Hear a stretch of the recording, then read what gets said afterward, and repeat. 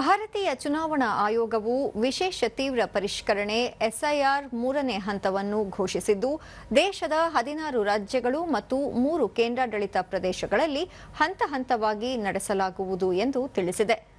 ಆಂಧ್ರಪ್ರದೇಶ, ಅರುಣಾಚಲ ಪ್ರದೇಶ, ಹರಿಯಾಣ, ಕರ್ನಾಟಕ, ಮಣಿಪುರ, ಮಿಜೋರಾಂ, ನಾಗಾಲ್ಯಾಂಡ್, ಒಡಿಶಾ, ಪಂಜಾಬ್, ಸಿಕ್ಕಿಂ, ತ್ರಿಪುರಾ, ತೆಲಂಗಾಣ ಮತ್ತು ಉತ್ತರಾಖಂಡ ರಾಜ್ಯಗಳು ಈ ಹಂತದಲ್ಲಿ ಸೇರ್ಪಡೆಗೊಂಡಿದ್ದು, ಕೇಂದ್ರಾಡಳಿತ ಪ್ರದೇಶಗಳಾದ ರಾಷ್ಟ್ರ ರಾಜಧಾನಿ ದೆಹಲಿ, ಚಂಡೀಗಢ, ಡಿಯು ಡಮನ್, ದಾದ್ರಾ ಮತ್ತು ನಗರ ಹವೇಲಿಗಳಲ್ಲಿ ಎಸ್ಐಆರ್ 3ನೇ ಹಂತ ಜಾರಿಗೆ ಬರಲಿದೆ.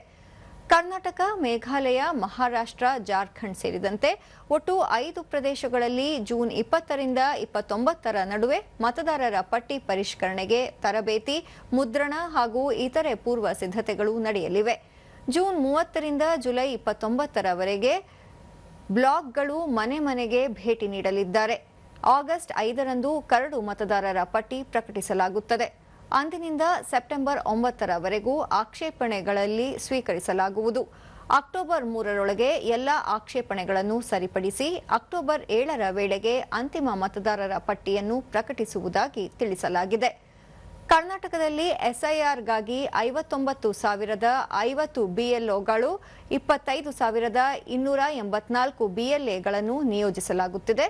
ಮೇ 12ರವರೆಗೆ 5,55,74,064 ಮತದಾರರಿದ್ದಾರೆ ಎಂದು ಆಯೋಗ ತಿಳಿಸಿದೆ. ದೇಶಾದ್ಯಂತ ನವೀಕರಿಸಿದ ಮತ್ತು ನಿಖರ ಮತದಾರರ ಪಟ್ಟಿಯನ್ನು ಖಚಿತಪಡಿಸಿಕೊಳ್ಳುವ ಗುರಿಯನ್ನು ಹೊಂದಿರುವ ಎಸ್ಐಆರ್ ಮಹತ್ವದ ಹೆಜ್ಜೆಯಾಗಿದೆ.